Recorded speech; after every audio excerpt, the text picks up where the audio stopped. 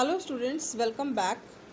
ये video class 7 के students के लिए है जिनकी पुस्तक मधु कलश का आज हम 5वां पार्ट जो है गौरा पढ़ने जा रहे हैं, जो कि महादेवी वर्मा जी के द्वारा लिखी गई कहानी है। यह रेखा चित्र गौरा नाम की गाय के महादेवी वर्मा के घर में आने की घटना पर आधारित है। इसमें घरों में दूध देने वालों की गाय पालने वालों से बदला लेने का सुंदर चित्रण जो है इस कहानी में प्रस्तुत किया गया है। गौरा मेरी बहन के घर पली हुई गाय की बछिया थी। उसे इतने स्नेह और दुलार से पाला गया था कि वह अन्य गाय के बछड़ों से भी एक विशेष स्थान रखती थी। बहन ने एक दिन कहा, तुम इतने पशु पक्षी पालन करती हो, एक गाय क्यों नहीं पाल लेती जिसका कुछ उपयोग हो। मैंने खाने की किसी भी समस्या के समाधान के लिए पशु नहीं पाले थे। पशु पक्षियों से बचपन से ही मुझे प्यार था। बहन के आग्रह से मैंने ध्यानपूर्वक गौरा को देखा। लंबी सुडौल गर्दन, लचीले पैर, चिकनी पीठ, कमल की सी 2 पंखुड़ियाँ जैसे कान, सघन लंबी पूँछ। गौरा को देखते ही मैंने उसे पालने का निश्चय किया। गाय जब मेरे बंगले पर पहुंची, उसे लाल सफ़ेद गुलाबों की माला पहनाई गई, केसर रोली का टीका लगाया गया, घी का दिया जलाकर आरती उतारी गई और उसे दही पेड़ा खिलाया गया। उसका नामकरण हुआ गौरांगिनी या गौरा। पता नहीं इस स्वागत का उस पर क्या प्रभाव पड़ा, तुरंत वह बहुत प्रसन्न जान पड़ी। गौरा वास्तव में बहुत सुंदर थी। उसकी काली आंखों का सौंदर्य तो देखते ही बनता था। उन आंखों में एक अनोखे विश्वास का भाव था। इस पशु को मनुष्य का अत्याचार सहना पड़ता है, फिर भी उसकी आंखों में ना विस्मय का भाव होता है ना डर का। महात्मा गांधी ने गाय करुणा की कविता कही थी। क्यों कहा यह उसकी आंखें देखकर ही समझ आ सका। कुछ ही दिन में वह सबसे हिल-मिल गई। कुत्ते बिल्ली उसके पीठ के नीचे और पैरों के बीच में खेलने लगे। पक्षी उसकी पीठ और माथे पर बैठ उसके कान और आँख खुजलाने लगे। वह भी उन सब के साथ आंखें मूंद कर सुख का अनुभव लेने लगी थी। हम सबको वह आवाज़ से नहीं, पैरों की आहट से भी पहचानने लगी थी। समय का इतना अधिक ज्ञान उसे हो गया था कि मोटर के फाटक में प्रवेश करते ही वह बाबा की ध्वनि से हमें पुकारने लगती। चाय नाश्ता तथा भोजन के समय से भी वह इतनी परिचित थी कि कुछ समय प्रतीक्षा करने के उपरांत रभा रभा कर घर सिर पर उठा लेती थी। मनुष्यों के समान वह भी औरों की निकटता चाहती थी। जैसे ही उसके पास जाते वह गर्दन और पास कर देती थी। हाथ फेरने पर अपना मुख गर्दन पर रख कर आंखें मूंद लेती। 1 वर्ष बाद गौरा एक सुंदर बछड़े की माता बन गई। बछड़े का रंग लाल था। उसका नाम रखा गया लालमणि, परंतु उसे सब लालू कहकर पुकारते थे। अब हमारे घर में दुग्ध महोत्सव आरंभ हुआ। गौरा प्रातः 12 सेर के लगभग दूध देती थी।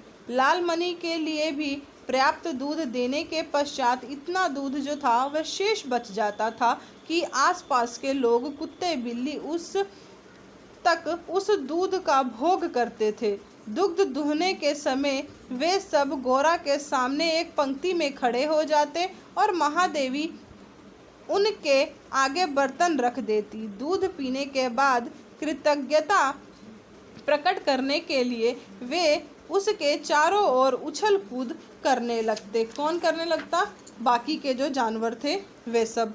अब समस्या थी तो दुग्ध दूहने की। घर के नौकरों को दुग्ध दूहना नहीं आता था और जिनको थोड़ा बहुत ज्ञान था वे घंटों लगा देते थे। गौरा के आने से पहले जो ग्वाला हमारे यहाँ दूध देता था उसको बुलाकर हमने इस समस्या का समाधान पा लिया।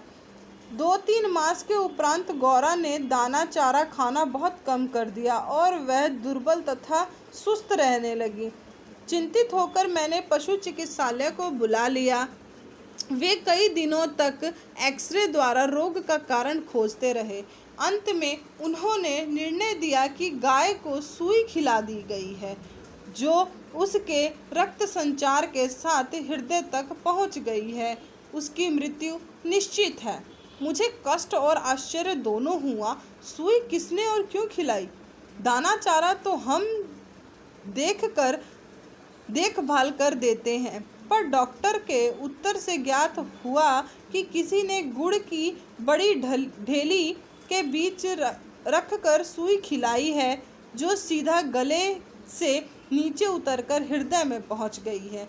अंत में एक ऐसा कठोर सत्य हमारे सामने आया जिसकी कल्पना भी हमारे लिए संभव नहीं। प्रायः कुछ ग्वाले ऐसे घरों में जहां उनसे अधिक दूध लिया जाता था गाय का आना सह नहीं पाए क्योंकि उनकी आय का साधन बंद हो जाता है। अक्सर और अवसर मिलते ही वे गुड़ में सुई लपेटकर उसे खिलाकर उसकी मृत्यु निश्चित कर देते हैं। गाय के मर जाने पर उन घरों में वे पुनः दूध देने लगते हैं। सुई की बात ज्ञात होते ही ग्वाला गायब हो गया। तब गौरा का मृत्यु से संघर्ष आरंभ हुआ।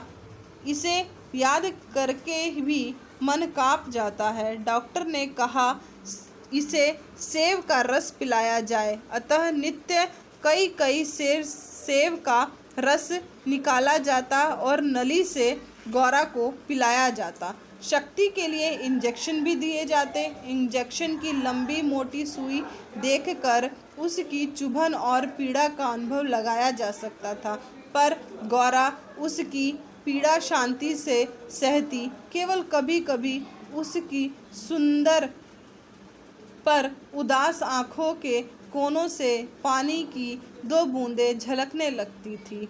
अब वह उठ नहीं पाती थी, परंतु जब भी मैं उसके पास जाती वह अपना उदास मुख मेरे कंधे पर रख देती थी। लालमणि बेचारे को माँ के दुख का कोई ज्ञान न था। अब उसे दूसरी गाय का दूध पिलाया जाता था तो उसे अच्छा नहीं लगता था। गौरा के पास पहुंचकर उसे सिर मार मार कर उठाना चाहता था, पर सब व्यर्थ। अब गौरा की सुंदर चमकीली आँखों की आभा समाप्त हो चली थी। कई पशु विशेषज्ञों को बुलाया, पर किसी ने ऐसा उपचार नहीं बताया जिससे आशा की कोई किरण मिलती। सेब का रस भी कंठ में रुकने लगा। मैंने उसके अंत का अनुभव लगा लिया था। अब मेरी एक ही इच्छा थी कि मैं उसके अंत समय उसके पास रहूं। अंत में एक दिन प्रायः 4 बजे जब मैं गौरा को देखने गई, तब उसने अपना मुख सदा के समान जैसे ही मेरे कंधे पर रखा, वह एकदम पत्थर जैसा भारी हो गया और मेरी बाह पर से सरक कर धरती पर आ गिरा। शायद सुई ने हृदय को भेद कर बंद कर दिया। गौरांगिनी को ले जाते समय मानो करुणा का सागर ही उमड़ गया, परंतु लालमणि इसे भी खेल समझकर उछलता कूदता रहा। मेरे मन में केवल एक आवाज़ गूंजती रही, आह मेरा गोपालक देश। यही था महादेवी वर्मा द्वारा लिखी गई कहानी गौरा, जहाँ पर लोग जो है अपने स्वार्थ के लिए पशु पक्षियों को भी मारने से नहीं चूकते हैं। जहाँ पर गौरा इतनी सुंदर गाय जो सबको दूध देती है, सबके साथ खेलती है, कूदती है, वह सब भी ग्वालों को जो है अच्छा नहीं लगता है, जिस वजह से ग्वाले जो हैं उसको गुड़ में सुई डालकर दे देते हैं, जिसकी वजह से जो है गौरा की मृत्यु हो जाती है।